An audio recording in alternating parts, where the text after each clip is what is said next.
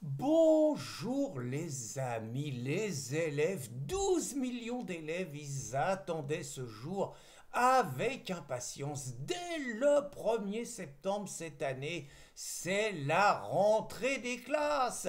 Et donc, moi je vais vous raconter, moi ma rentrée des classes, du moins ce que j'en ai entendu dire par mes parents, c'est que moi je voulais pas aller à l'école et donc je pleurais, je hurlais tout le long du chemin pour me mener à l'école. Et c'est donc ma mère qui, la première fois, m'avait emmené à l'école. Et donc, ça n'avait pas marché. Je hurlais tellement que ma mère, bouleversée par ma souffrance, mes cris, m'avait repris et m'avait ramené à la maison.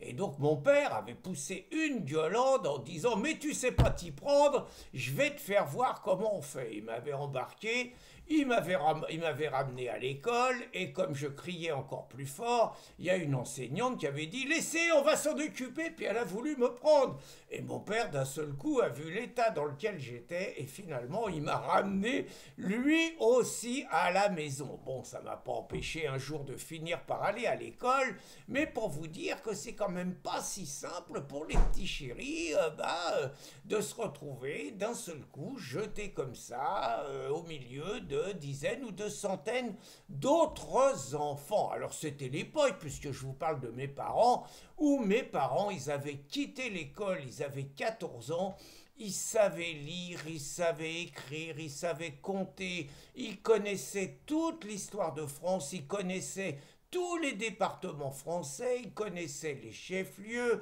ils ne faisaient aucune faute d'orthographe et ils avaient un niveau général impressionnant. Et c'était l'époque où le taux de réussite au bac était très limité. Et c'était l'époque où le certificat d'études, c'était le bac d'aujourd'hui.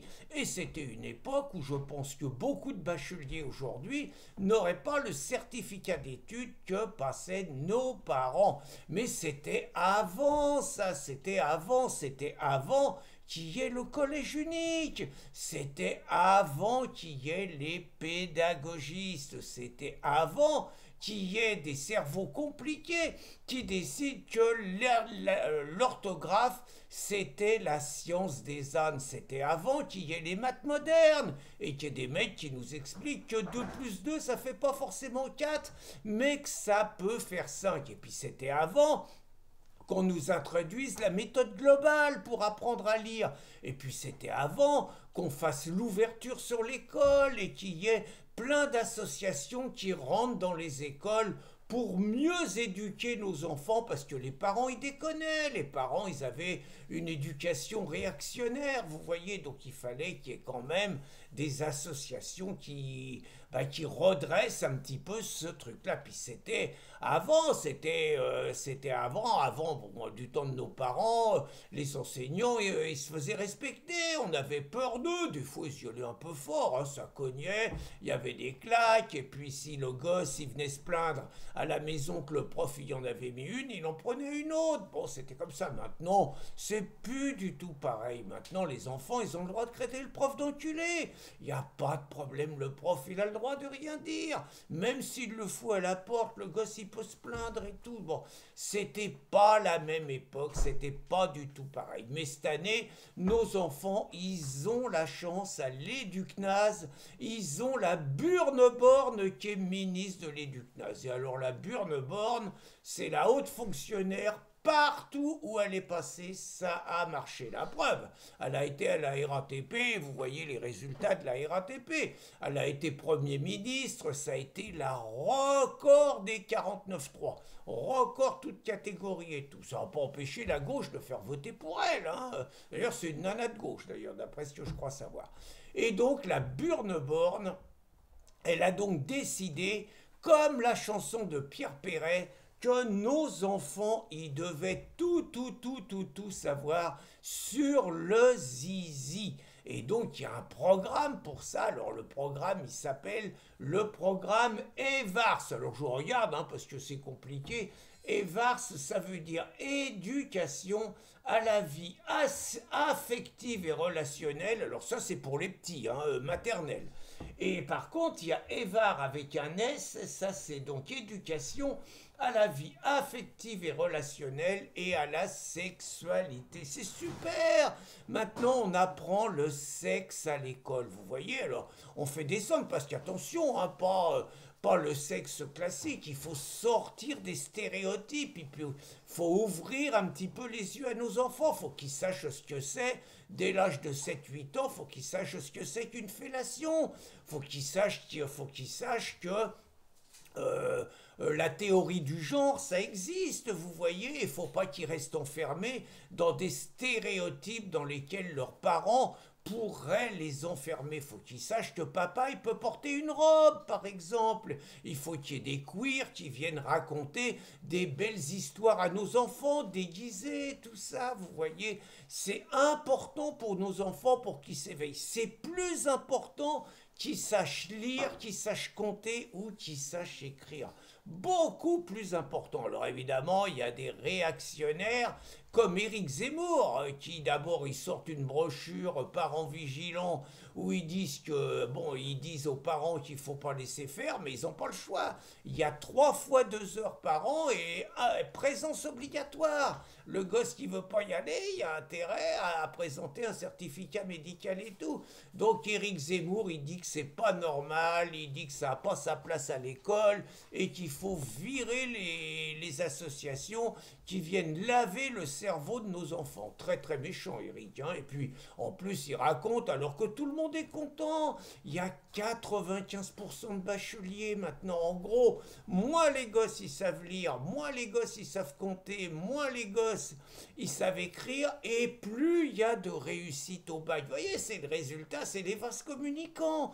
Comme on nous apprenait à l'école, bah, les gosses ils sont contents, les parents sont contents, le petit chéri il a le bac. Et Éric Zemmour il fout tout en l'air, il fout le rêve en l'air. Il raconte que le niveau est nullissime, que les gosses qui ont le bac c'est des blaireaux et des analphabètes. Il désespère la France alors que il y en a une qui a donné l'exemple et je veux vraiment la mettre en valeur. Il faut que les enseignants y prennent cet exemple. C'est l'enseignante italienne Rachele Borgi. Alors je vous ai mis la vidéo. Rachele Borgi à l'université, elle a payé de sa personne dans un cours historique qui a duré 20 minutes. Elle a commencé le cours habillée.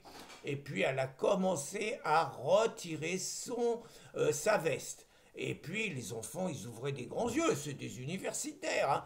Et puis après la veste, elle a retiré le corsage.